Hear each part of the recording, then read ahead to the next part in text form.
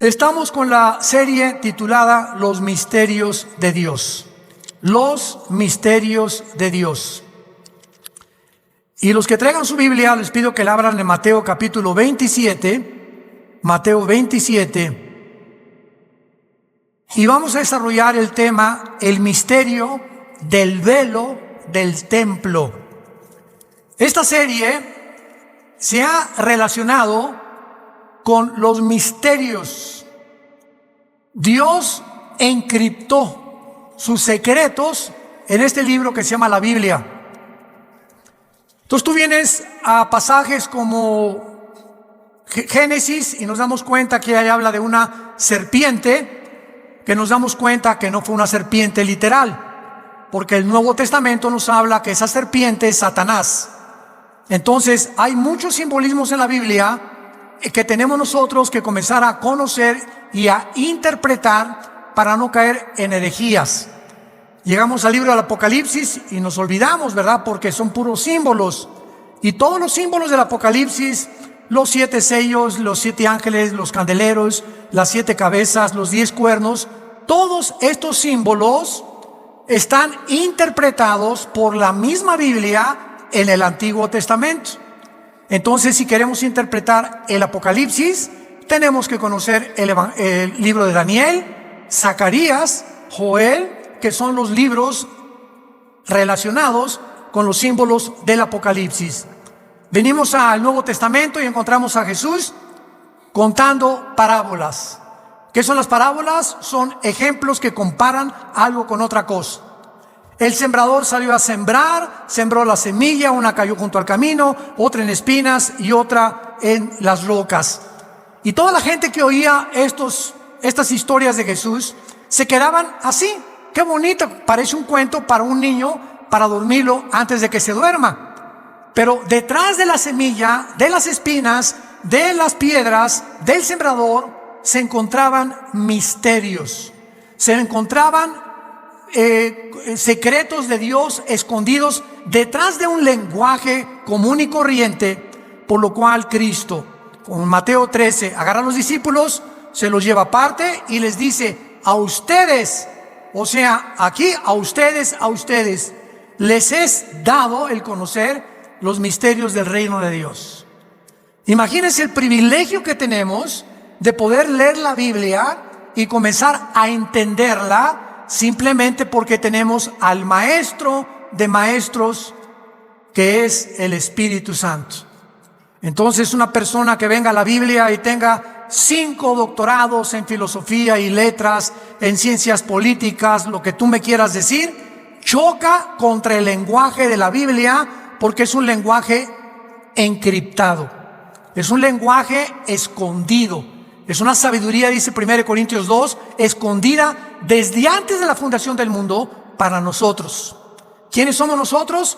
No los que hemos creído en Jesús nada más, los que le siguen. Porque una cosa es que creas que Jesús es Dios y otra que le sigas todos los días de tu vida. Entonces, a los que siguen a Jesús todos los días, les es dado que el Espíritu Santo les abra esto que tenemos aquí cerrado, con programas del mundo, qué evolución, qué filosofía, qué transgénero, qué esto y qué el otro. Y todos esos programas son sacados de nuestra mente para volver a meter el programa de Dios y poder ampliar nuestra capacidad de conocimiento y de inteligencia que solo puede venir de la Biblia. ¿Qué tiene que ver el templo, el velo del templo que vamos a ver a continuación, con el calendario de Dios? Es el misterio que tenemos que resolver. Dice Mateo 27, 50 y 51. Mas Jesús, habiendo otra vez clamado a gran voz, entregó el Espíritu. Y se abrieron los sepulcros, y muchos cuerpos de los santos que habían dormido se levantaron. Y aquí, versículo 51, que el velo del templo se rasgó en dos, de arriba hacia abajo, la tierra tembló y las rocas se partieron. Cuando Jesús muere en la cruz, pasaron fenómenos sobrenaturales, encriptados, como un misterio, como en este caso vamos a estudiar por qué el velo del templo judío se rasgó no de abajo hacia arriba como se rasga cualquier tela, sino que se rasgó de arriba hacia abajo, y qué tenía que ver con la muerte de Jesucristo, y lo más importante, con el calendario de Dios. ¿Qué tiene que ver ese velo roto con el calendario o la época en la que nosotros nos encontramos? Muy bien, abordemos sorprendentemente este misterio. Una de las controversias más grandes que hay en la teología es la fecha exacta en que comienza el Nuevo Testamento. Unos enseñan que el Nuevo Testamento comenzó cuando Jesús nació, olvidándose que cuando Jesús murió y vivió, lo hizo bajo el Antiguo Testamento. ¿Ok? Entonces, desde que comenzó la ley en el monte Sinaí hasta la cruz del Calvario, Mateo, Marcos, Lucas y Juan, los 4 evangelios se encuentran bajo el Antiguo Testamento. Cristo nació bajo la ley, Gálatas capítulo 3, Cristo vivió bajo la ley, Cristo cumplió la ley, y cuando murió, murió aproximadamente a los 33 años. Ahora muy bien, si el Nuevo Testamento comienza con la muerte de Jesús, tendríamos que agregarle a nuestro calendario 33 años. En otras palabras, nos tendríamos que encontrar en el año 2033. Vean ustedes ahorita, ya se están dando cuenta más o menos de la confusión. Cuando llegó el año 2000, hace 19 años, nos encontramos en el año 2019. ¿Se acuerdan ustedes que comenzaron a decir que iba a acabarse el mundo, que ya se cumplían los 2000 años de la época de la gracia, que son los que el calendario profético de Dios indica, porque en 6 días Dios creó el cielo y la tierra, el 7º descansó, pero un día, dice el Salmo 90 y 2 de Pedro, es como 1000 años para Dios. Entonces, hay 6 días de la creación, pero hay un simbolismo de 1000 años por cada día de la creación. En otras palabras, si Dios creó al mundo en 6 días y 1000 años es como un día para Dios, entonces van a haber 6000 años de historia. Y en estos 6000 años de historia, el 7º, o sea, el año 7, es cuando Cristo reina aquí en la tierra y son las vacaciones del cristiano. El día 7º es para nosotros el descanso, los últimos 1000 años. Y vamos otra vez a poder entender esto. Cuando Abraham nació, de Adán a Abraham hubo 1948 años. Qué interesante que Israel el siglo pasado regresa a su tierra. ¿En qué año? En el año 1948 de Cristo a nuestros días, desde luego. Y en el año 1948 se funda Israel.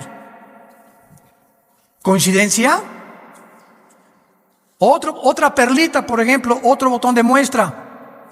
La palabra embarazo en el hebreo tiene 3 letras. Y en el hebreo y en el griego, cada letra hebrea, son 22 letras, todas son consonantes. En el hebreo no hay vocales. Todas tienen un número, igual que en el vocabulario griego. Son los 2 únicos lenguajes que las letras tienen un simbolismo, se llama gematría. No geometría, gematría. Ahora fíjense ustedes, la palabra embarazo en el hebreo tiene 3 letras: 2, 7, 5. Y estos 275 días son exactamente los días o los 9 meses del embarazo de una mujer. Nadie dice, ¡wow! O sea, esto no pudo haber sido hecho por el hombre. Nos damos cuenta que está encriptado en la Biblia los misterios de Dios. Génesis 1:1. En el principio Dios creó los cielos y la tierra. Bereshit Bara Elohim Hasamayid Haeretz en el hebreo. Son 7 letras. La letra de en medio es el menorá. De las 7 letras, la del medio simboliza el menorá. ¿Qué es el menorá? El famoso candelero, no candelabro, candelero. ¿Qué es el candelero? Es el símbolo que tenemos nosotros en Vida Nueva para el Mundo, que parece una lamparita, ¿verdad? Pero es el de en medio, la rama de en medio, 3 a la izquierda y 3 a la derecha. Ese es un candelero judío. Hay otro candelero que es el de la fiesta que ya se celebró cuando Antíoco Epífanes, que tiene ya 9 ramas, que ya no es realmente el calendario, el menorá judío. ¿Por qué el menorá aparece en medio del primer versículo de la Biblia, que son 7 palabras? Porque el menorá en medio es Jesús, 3 a la derecha y 3 a la izquierda suman 6. El 6 es el número del hombre, porque fuimos creados en el 6º día. Y el hombre imperfecto con Jesús entramos a la perfección. Es lo que simboliza el menorá, el ser humano unido a Jesús. También simboliza la luz, desde luego, y simboliza la iglesia, porque la iglesia es la luz del mundo. Fuera de Jesús no tenemos ninguna luz. Muy bien. Entonces, si Cristo realmente, a los 33 años que muere, Él realmente muere y de ahí se comienza el Nuevo Testamento, viviríamos en el año 2033. Yo quiero decirles algo muy importante. Toda esta confusión de los días que sacan, Cristo viene en febrero del año 2020, Jesús viene en el año noviembre, y ha habido a través de la historia diferentes falsos profetas. Cuando tú veas una fecha que alguien da en el internet o en las redes sociales, tú lo sabes inmediatamente que nadie puede poner ninguna fecha para la venida de Jesús, porque el calendario está cuatrapeado. Y vamos a verlo por qué. Muy bien. ¿En qué calendario nos encontramos nosotros? Síganme con mucho cuidado, se vayan a empachar. Nos encontramos bajo el calendario solar. ¿Qué significa esto? Que medimos el año en 365 días, minutos y segundos. No son 365 días exactos. Muy bien. ¿Por qué se llama el calendario solar de hace aproximadamente 2000 años a nuestra fecha? Porque el Papa Gregorio, un papa en el Vaticano, se le ocurrió cambiar el calendario lunar, que es el calendario de los judíos, al calendario solar. Entonces, el calendario lunar de los judíos tiene 360 días. Tiene 5 días y fracciones menos que el de nosotros. Entonces, cuando hubo este cambio de calendarios, los equinoccios de primavera y todos los cambios que ahí tenemos, febrero de 28 días, otros son de 30 días, otros son de 31, vino completamente una descomposición y aproximadamente nos encontramos en el año 2019, con todas estas cosas que han sucedido. Haciendo un poco de matemáticas, de una u otra manera, que aproximadamente nos encontramos con tal vez 10 o 15 años máximo de que el calendario se movió, nos estamos acercando rápidamente a los 2000 años que van a culminar y terminar la era o la época de la iglesia. ¿Qué quiero decirles? Que si realmente hay un cambio de 10 o 11 años, nos encontramos antes de la venida de Cristo, a más tardar en el año 2028. Estamos hablando aproximadamente de un error de 9 años en el calendario. Pero vamos a profundizar un poco más antes, porque no estamos poniendo ninguna fecha.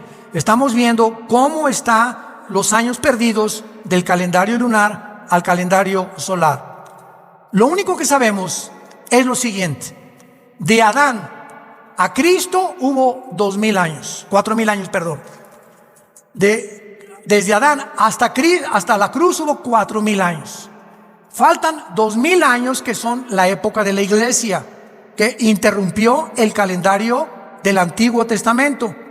Y al acabar la época de la iglesia, viene el arrebatamiento, Dios nos saca de este mundo y Dios regresa a los 7 años que le faltan al Antiguo Testamento, la semana 70 de Daniel, que son los 7 años de la tribulación. Porque ha habido tanta confusión teológica en la escatología de por qué cristianos creen que la iglesia va a pasar la tribulación, otros que la iglesia no va a pasar la tribulación, porque no han entendido que no podemos pasar la tribulación, porque si pasamos la tribulación, entonces Dios sigue tratando con la iglesia y no con Israel. Vayamos al libro de Daniel, en el Antiguo Testamento, capítulo 9. Y todo esto nos puede ayudar a resolver este misterio del templo y por qué la rasgadura del templo, del velo, nos implica claramente que ahí fue cuando se rasgó el templo después de la muerte de Jesús, que ahí comienza el Nuevo Testamento. No los 33 años de la vida de Jesús, porque Él estuvo bajo la ley. Daniel 9, versículo 24 y 25. Daniel se encuentra en Babilonia y comienza Daniel a estudiar el libro de Jeremías. El profeta Jeremías anunció claramente que los judíos iban a estar exiliados en Babilonia 70 años. Entonces Daniel, examinando las escrituras, descubre en el capítulo 9 que él realmente se encuentra casi a 1 o 2 semanas de que se cumplan los 70 años de la cautividad que profetizó Jeremías. Entonces Daniel se mete a su cuarto y se hinca. Y todo el capítulo 9 es casi una oración hermosísima de Daniel, pidiéndole perdón a Dios por los pecados de Israel, etcétera, etcétera. Y Daniel le pregunta a Dios: oh Señor, dime ahora que se cumplan estos 70 años, ¿cuál es el futuro de tu pueblo Israel? Entonces Dios manda un ángel, no un querubín ni un serafín, sino un ángel, un mensajero. Y antes de que llegue a la tierra, en el capítulo 10, lo interrumpe un principado satánico en el aire al ángel de Dios. Esta oración de Daniel duró 3 semanas. En esas 3 semanas, Daniel tuvo una dieta de legumbres nada más y agua. Y durante esas 3 semanas que tardó en llegar el ángel al planeta Tierra, nos damos cuenta que en el momento que entramos a orar y en el momento que nos hincamos a orar, entramos en la guerra espiritual. En el momento que tú te hincas y comienzas a orar por tus hijos, por México, por tu salud, por tu trabajo, en ese momento estamos batallando en la dimensión espiritual contra principados, gobernadores, huestes espirituales de la maldad en regiones celestes, que de alguna forma van a tratar de impedir o bloquear que Dios te conteste rápido o que no te conteste, y Dios va a permitir muchas veces esta oposición para poder determinar cuánto realmente anhelamos lo que le estamos pidiendo. Un ejemplo, como papás, llega Pepito: papá, dame un chocolate. Shh, chamaco, no me estés molestando ahorita. Papá, dame un chocolate. Shh, que no me esté molestando. Pero si Pepito sigue 4 o 5 veces: papá, quiero un chocolate, para que me deje molestar, mira, chamaco, toma, ya vete. Y esta historia la contó Jesucristo con la viuda, ¿se acuerdan? Que había un juez injusto y que iba a esta viuda a pedirle a Dios: Señor, hazme justicia. Y dice Cristo en esta historia: yo les digo que por la interferencia que esta viuda estaba tratando de hacer en el juzgado y por la solicitud que ella tenía, le concedieron su favor y su petición. Así mi Padre hará todas las cosas a ustedes con oración, ruego y súplica. Filipenses capítulo 4. Tú no puedes llegar a Dios: Señor, te pido por mi esposa, por la foca que tengo ahí, para que la calmes. Te pido por mi esposo, Señor, o te pido por el trabajo, una o dos veces, y ya no lo volviste a pedir jamás. Te pido por la salvación de mi hijo, padre de mi hija. ¿Cuántas veces pides por la salvación de tus hijos que no tienen la salvación de Jesús? Por la forma como lo pides y la solicitud que tú tienes, ¿tú crees que Dios va a creer que realmente quieres ver la salvación de tu hijo? Entonces vemos nosotros en el ejemplo de Daniel que en estas 3 semanas hubo una guerra espiritual. Muy bien. Por fin el ángel llega, pisa la tierra y le dice a Daniel, capítulo 9, versículo 21, aún estaba hablando en oración, o sea, ya casi al terminar su oración, cuando el varón Gabriel, que es el mensajero que también le anunció a María que iban a ser Jesús, es el mismo mensajero de Dios, a quien había visto en visión al principio volando con presteza, vino a mí como a la hora del sacrificio de la tarde y me dio a entender y habló conmigo diciéndome: Daniel, he salido para darte sabiduría y entendimiento. O sea, el ángel bajaba del cielo, del mismo trono de Dios, para darle a Daniel un entendimiento, un conocimiento, una sabiduría no humana.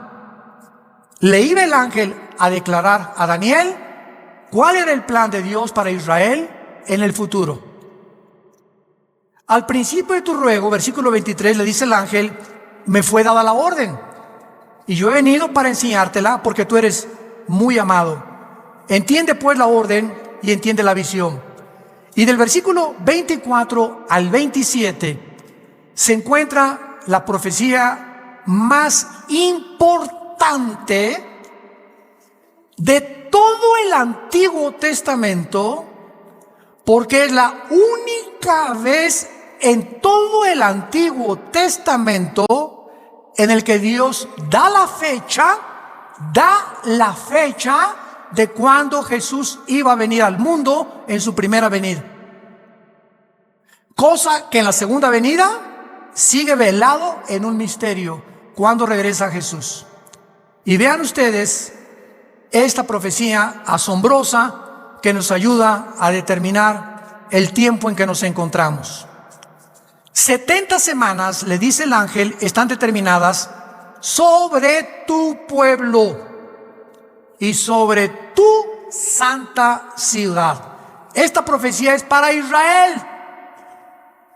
nada más para los judíos, y además para la ciudad de Jerusalén, porque Jerusalén es el ombligo de Dios. Ya vimos en la clase anterior que es posible que allí estuvo en Jerusalén el huerto de Dios. Pero la Biblia dice que en Irak y en el Tigris, hermano. Génesis 2:10, sí, pero acuérdense que después del diluvio se restauró completamente y se volvió a conformar la geografía política del Medio Oriente. Tampoco los continentes como los conocemos ahorita estaban separados, América de África, Europa, Australia, etcétera, etcétera, sino que todo era la misma masa de tierra. Y entonces se separa Europa del continente americano, el África, etcétera, etcétera. Y las divisiones de los continentes que actualmente tenemos no existían antes del diluvio. Entonces, si vemos el Medio Oriente, no existía Irak y Siria, era la Mesopotamia. Irak, Siria, Jordania eran todo lo mismo junto con Israel. El mapa geográfico del Medio Oriente fue dividido por los ingleses entre el año 1925-30 a 1950. En menos de 25-30 años se formó Egipto, Líbano, Israel, Jordania, Siria e Irak. Y aunque existían geográficamente como Babilonia, etcétera, etcétera, la conformación de las divisiones de las naciones que forman el Medio Oriente no lo hicieron hasta el siglo XX. Esto es asombroso. Entonces, cuando tenemos toda esta información, podemos entender que cuando la Biblia habla, por ejemplo, de Rusia, la Biblia no dice Rusia, habla de Gog y Magog, Ezequiel 38.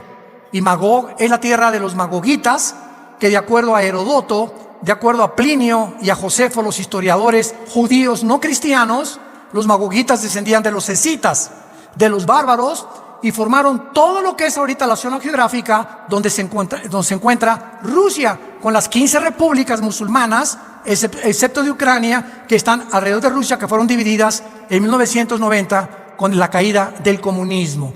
Entonces sabemos por la ubicación geográfica que ahora es Rusia, ahora es Irak, ahora es Babilonia, ahora es Siria, ahora es el Líbano, porque la geografía de la Biblia es perfecta, con las divisiones y todo que nosotros podemos ver en el siglo XXI en que nos encontramos. Muy bien. Ahora, muy bien. El número 360, que es el calendario de los judíos, el año es de 360 días, es interesante por varias razones, porque hay 360 grados en un círculo perfecto. Síganme con mucho cuidado. Hay 360 grados en un círculo perfecto y hay 360 grados en un compás. Esto es algo relacionado impresionante. Pero veamos a continuación las razones por las cuales nuestro calendario está cuatrapeado, está alterado. No estamos en el año 2019 de ninguna forma, sino que realmente se ha modificado a través del tiempo. Y el misterio del templo, el velo que se rasga cuando Cristo muere, nos va a dar mucha luz importantísima que se ha perdido sobre el rompecabezas profético, lo cual va a cambiar completamente nuestra comprensión de la línea del tiempo. Pero vamos primero a contestar preguntas básicas. ¿Quién nos dio el calendario bajo el cual vivimos? Roma.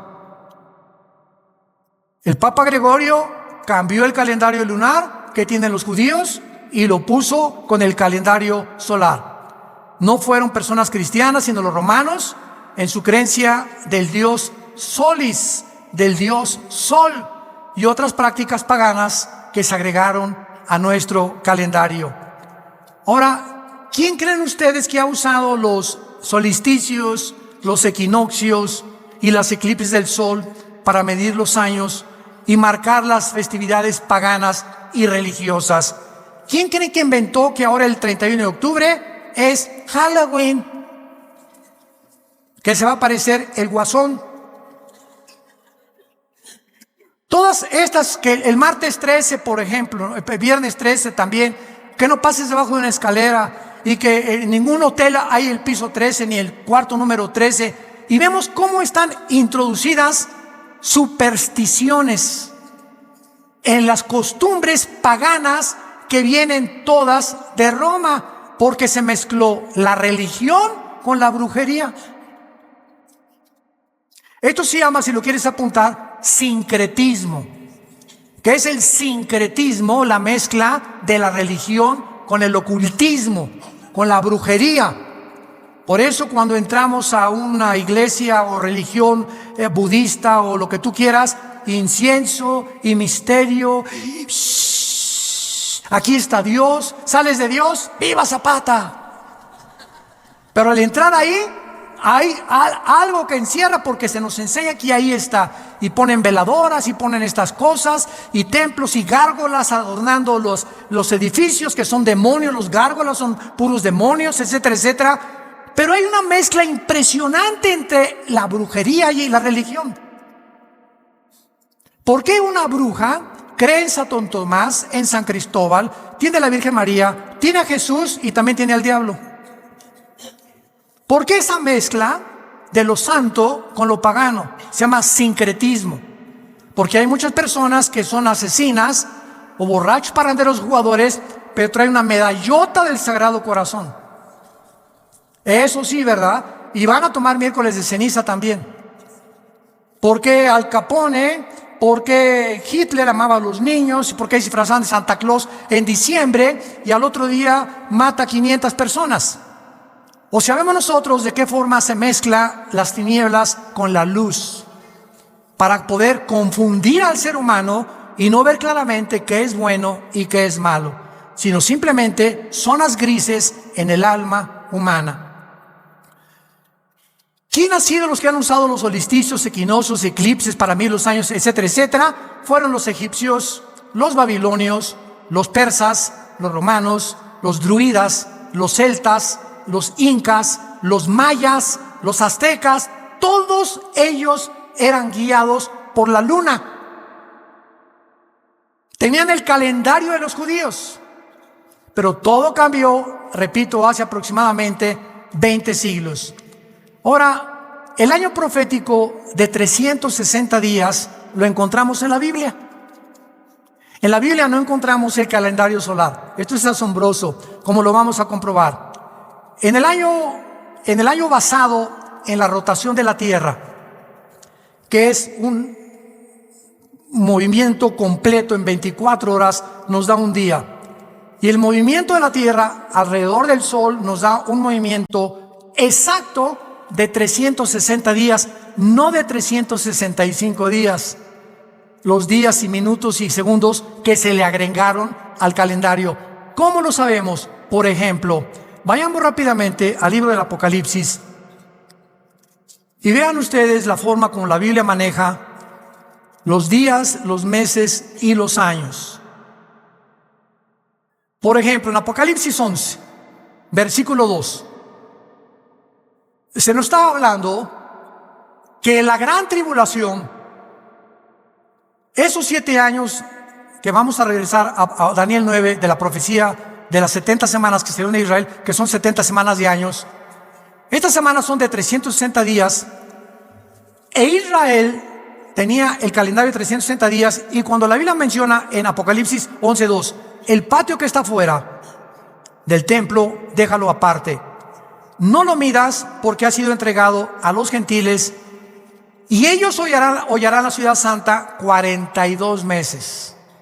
Si tú sumas los 365 días por los meses que tenemos bajo el calendario solar, no te da 3 años y medio. 42 meses son 3 años y medio, que es lo que va a durar la gran tribulación. Y va a ser el tiempo que el anticristo va a tener para gobernar. Vean, danle la vuelta a Apocalipsis 3. 42 meses se le dieron para el tiempo final de Israel. Versículo 5, Apocalipsis 13:5. También se le dio boca que hablaba grandes cosas, está hablando del anticristo, y se le dio autoridad para actuar 42 meses, que son 3 años y medio de 360 días. No cuadra con los 365 días que nosotros tenemos. Entonces, todo esto nos muestra claramente que Dios nos dio el sol. Génesis capítulo 1.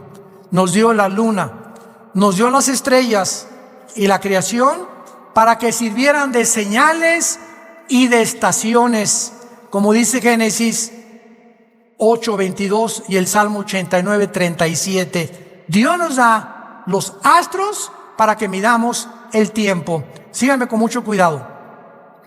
¿Cuántos oyeron las lunas de sangre? De este año y del año pasado y algunos años, donde apareció por todos lados que iba a haber 4 lunas de sangre en un año. Llovieron correos electrónicos. Oiga, es una señal del fin del mundo, porque la Biblia habla de lunas de sangre. Realmente ahorita ya estamos a punto de entrar al final, ya viene Cristo por nosotros, y se hizo una especulación, todos ustedes saben, impresionante en el internet, en las redes sociales.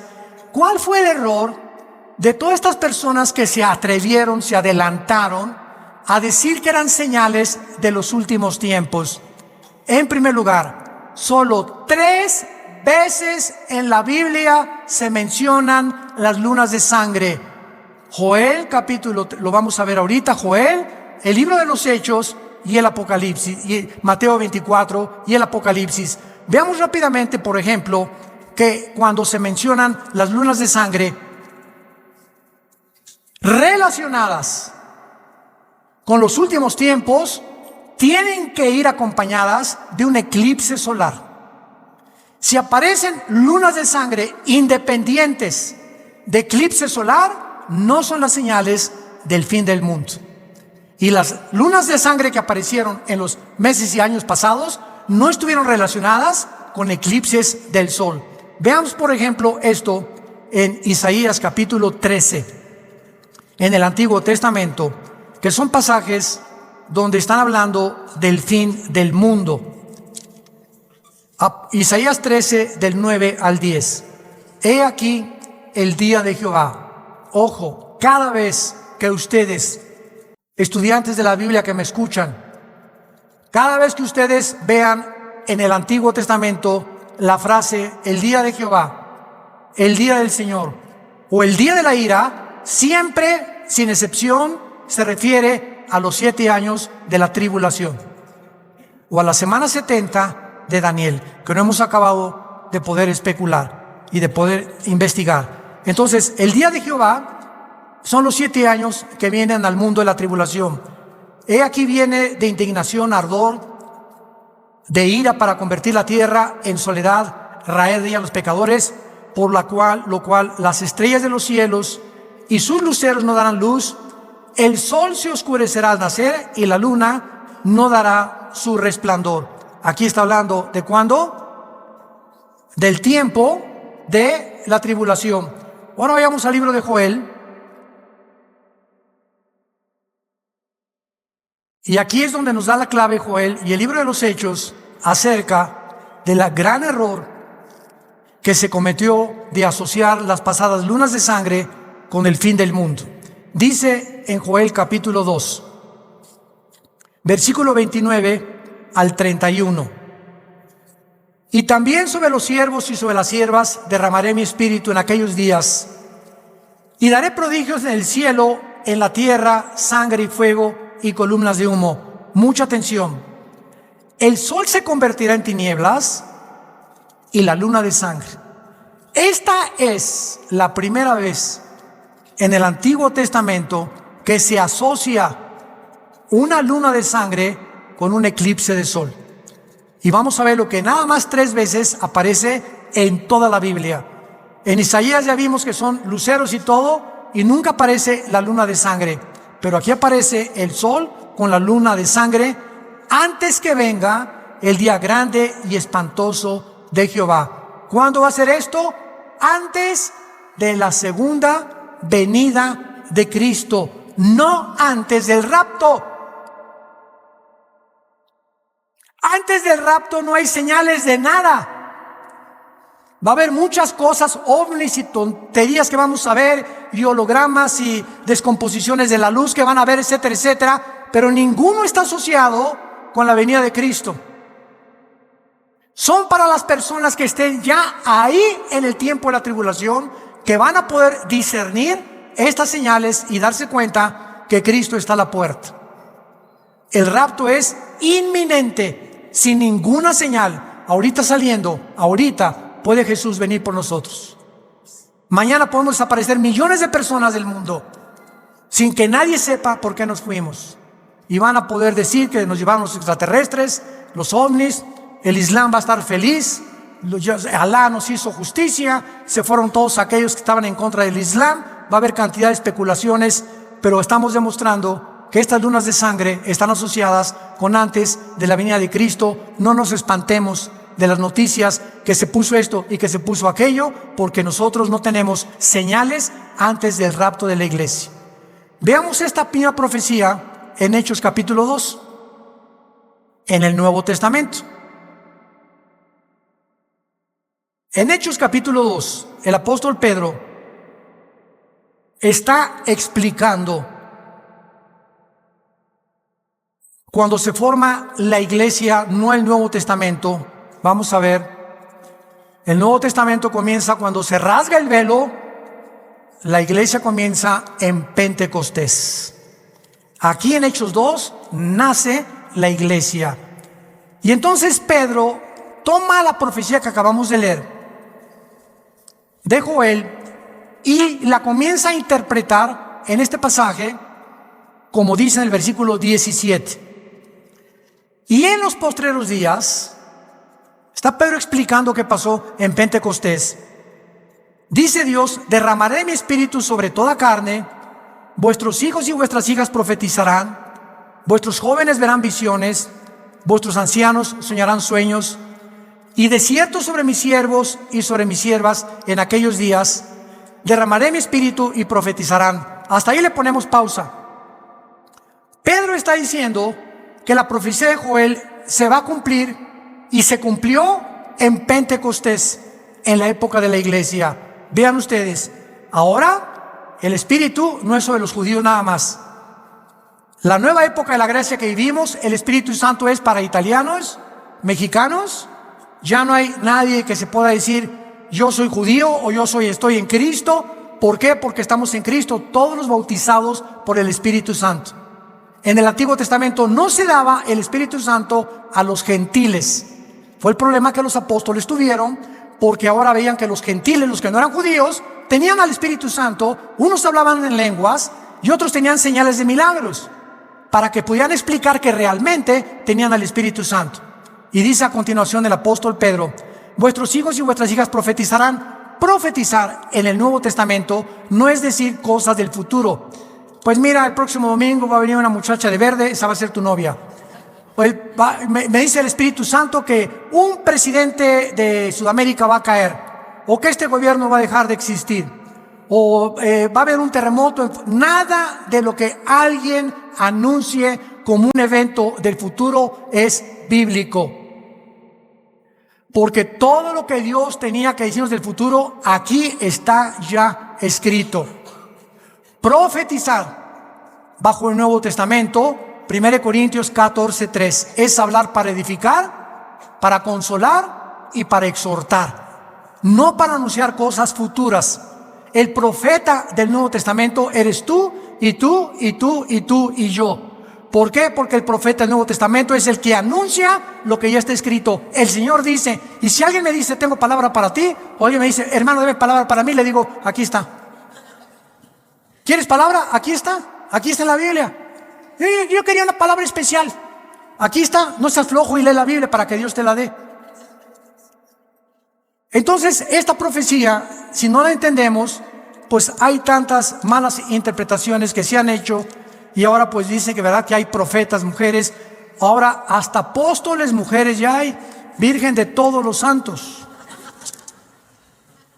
Vuestros jóvenes verán visiones y vuestros ancianos soñarán sueños. Ahora bajo el Nuevo Testamento no significa que nos guiamos por sueños, sí significa que muchos sueños que nosotros tenemos que pedirle a Dios la confirmación.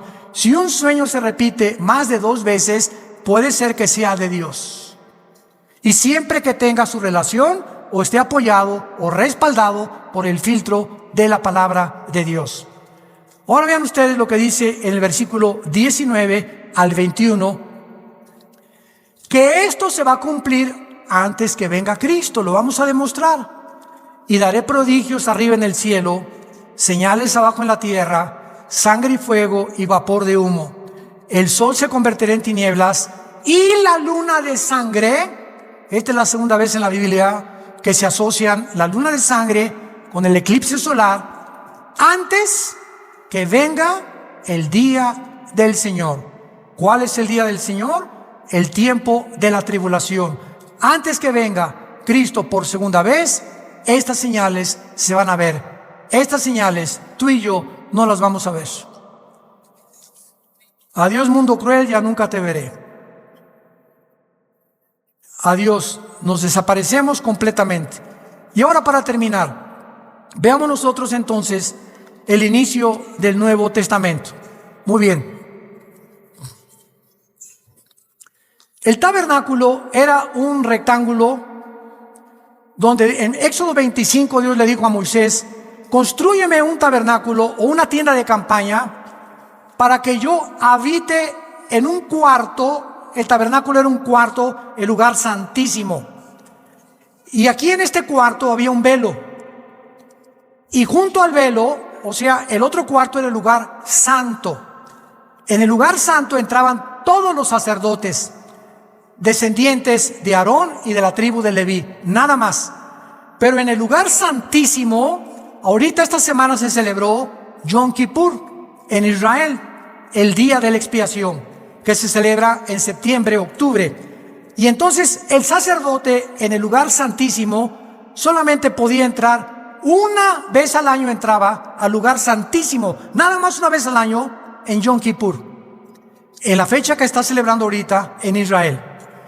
Y ahí el sacerdote, había un propiciatorio con un altar, con 2 querubines, donde derramaba la sangre una vez al año, y el pueblo de Israel les eran cubiertos, no perdonados, cubiertos sus pecados.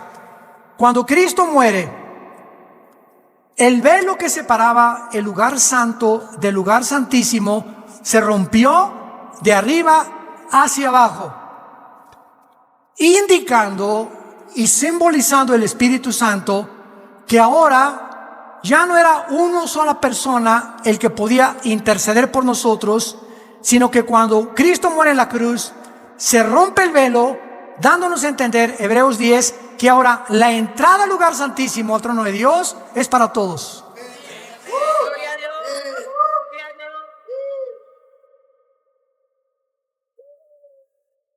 La rotura de este velo simbolizaba que el Antiguo Testamento quedaba completamente obsoleto, que la ley quedaba fuera, entrábamos en un periodo de gracia, donde ahora tendríamos a Dios morando dentro de nosotros. Ahora el altar está aquí en el corazón, ya no hay altares. Por el amor de Dios, los que nos escuchen ya no digan, pásenle al altar. ¿A quién está el altar? Oigan, que aquí en el altar. ¿Cuál? El altar lo tenemos aquí nosotros ya. Ya no hay altares, porque ahora nosotros presentamos nuestro cuerpo en sacrificio vivo, Romanos 12:1. Entonces, cuando el velo del templo se rompe, ahí en ese momento se acabó el Antiguo Testamento. Y de ahí comenzaba a contarse el Nuevo Testamento, que son los 2000 años que faltan. Ahora bien, regresamos a Daniel para terminar, capítulo 9. Hay tanto que explicar, y ojalá que tuviéramos el tiempo para explicar todas estas cosas tan maravillosas de la Biblia. En Daniel 9, el pasaje que leímos, le dice el ángel 70 semanas. Los judíos tenían semanas de días y tenían semanas de años. En el calendario judío había semanas de días y semanas de años. Cuando le dice el ángel 70 semanas, 7 por 7, ¿cuánto es? Imposible que hayan sido 49 días, porque aquí lo vamos a ver, lo comprobamos que eran de años, que desde el momento que se reconstruyera el templo, cuando Daniel escribió esto, estaban exiliados en Babilonia. No tenían templo, no tenían nada. Y el libro de Nehemías, capítulo 2, cuando los persas conquistaron a los babilonios, el rey Ciro de Persia autoriza a Nehemías regresar a reconstruir Jerusalén. Y desde el momento en que los judíos regresaron a reconstruir Jerusalén hasta la cruz, habría 483 años, faltando 7 años para los 490, que son los de la tribulación. Y vamos a ver por qué. 70 semanas están determinadas sobre tu pueblo, sobre tu santa ciudad. Para terminar, predicación, versículo 25. Sabe pues y entiende que desde la salida de la orden para restaurar y edificar a Jerusalén hasta el Mesías príncipe Jesucristo, habrá 7 semanas y 62 semanas, que son 62 y 7, ¿cuánto es? 69. Falta una semana, ¿verdad? Entonces serían 483 años matemáticamente exactos. Y los más grandes matemáticos y físicos matemáticos y entendidos de las leyes cuánticas, inclusive de las matemáticas, han calculado que desde ese tiempo hasta el tiempo de Cristo fueron 483 años.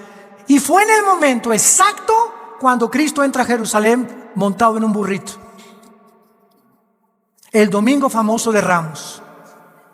Ahí Jerusalén entra, Jerusalén el burrito, en su burrito, y en lugar toda la gente, ya vino el Mesías a librarnos de los romanos, ahora sí, hosana el que viene en nombre de David. Y entonces Jesús comienza a llorar. Y se para en Jerusalén y dice, Jerusalén, Jerusalén, ¿cuánto tiempo como la gallina junta a los pollitos. Te quise juntar a mí y no quisiste. Quiero decirte que no has conocido el tiempo de tu visitación. Y ahora les quiero decir algo. Baruch Hashem Adonai Eloheinu, en el hebreo, que significa bendito sea, hasta que yo regrese, me van a decir bendito el que viene en el nombre del Señor, que será hasta la segunda venida al acabar la tribulación. Ahí se paró el reloj profético de Israel y le faltan 7 años, porque Dios dice, Romanos 9, 10 y 11, no ha acabado con los judíos. Ahorita como nación regresaron en el 48, el reloj profético comenzó otra vez a funcionar desde el 48 del siglo pasado hasta que venga la tribulación, y cuando venga la tribulación nosotros no podemos estar aquí. Ya cuando vengan los sellos y las trompetas y las copas del Apocalipsis, adiós, más allá de la Riviera Maya vamos a estar. Y cuando pasen los 7 años de la tribulación, bajaremos con Jesús, porque dice Apocalipsis 19, que antes que bajemos con Jesús, celebramos allá las bodas del Cordero.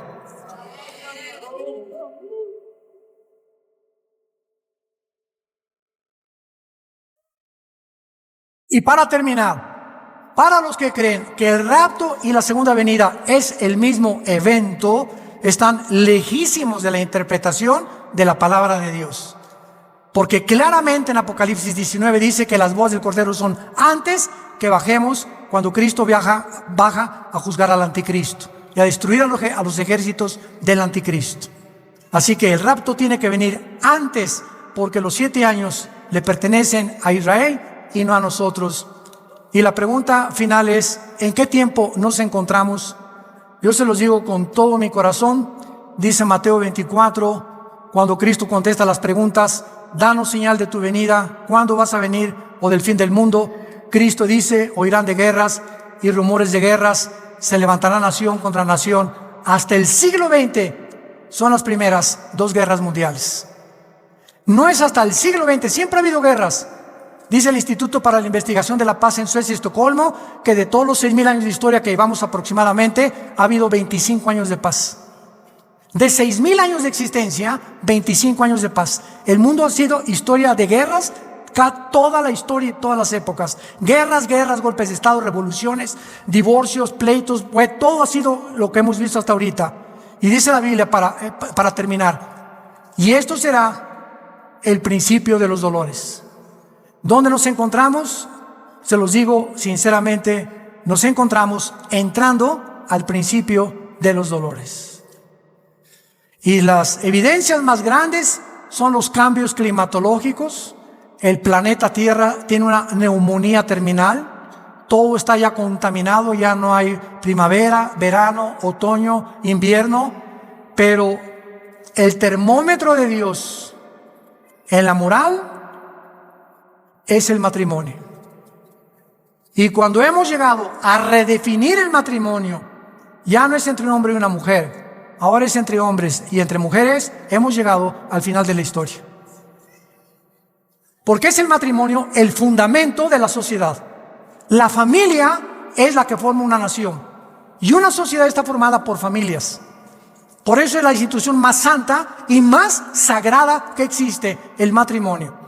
Por lo cual tenemos mucho que luchar por ello y poder ayudar a muchos de ustedes a que fortalezcan su matrimonio y a que sepan cómo tratar a tu esposa, por qué la esposa se siente como se siente, por qué nosotros nos sentimos como nos sentimos, etcétera, etcétera, porque ignoramos la voluntad de Dios. Y estos seminarios que tenemos cada año, también los tenemos entre el año, son para guiar a la familia y entender que nos encontramos al borde de una tercera guerra mundial, y nos encontramos al borde de la desaparición de millones de personas que se llaman cristianos, que vamos a partir con el Señor. La Biblia dice, prepárate para encontrarte con tu Señor. Pregunta en esta tarde, ¿estás tú preparado para encontrarte con Dios? Si ahorita saliendo de este lugar, Cristo todavía no viene, pero una bala perdida, un accidente, una embolia cerebral, un ataque al corazón, nadie puede decir, mi vida está asegurada. Nadie sabe si mañana amanecemos. Y si tú no estás seguro, asegúrate en este momento de recibir a Jesucristo en tu corazón. Oremos.